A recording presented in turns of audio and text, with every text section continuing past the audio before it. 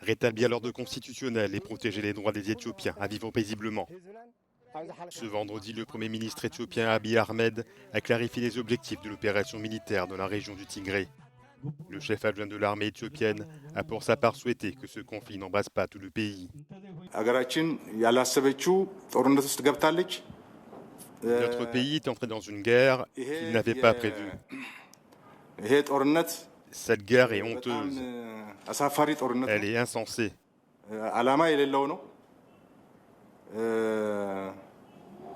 Le peuple du Tigré, sa jeunesse et ses forces de sécurité ne devraient pas mourir pour cette guerre inutile. L'Éthiopie est leur pays. Abiy Ahmed tente de rétablir l'autorité du gouvernement fédéral dans cette région dirigée par le TPLF qui le défie depuis des mois. Il y a un regroupement de forces militaires dans les régions autour du Tigré.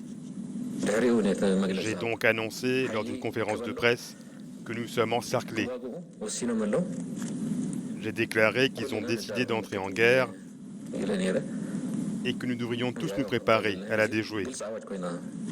C'est notre proclamation. Alors que ce soit clair, il n'y a aucune raison à cela. Car le peuple du Tigré a tenu des élections.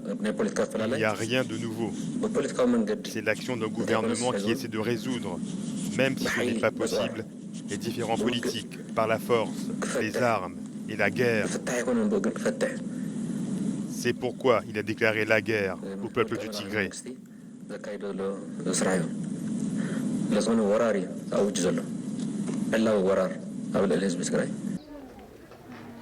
Cette escalade verbale et militaire dans la région du Tigré fait craindre un long conflit pouvant menacer la stabilité déjà fragile du deuxième pays le plus peuplé du continent africain.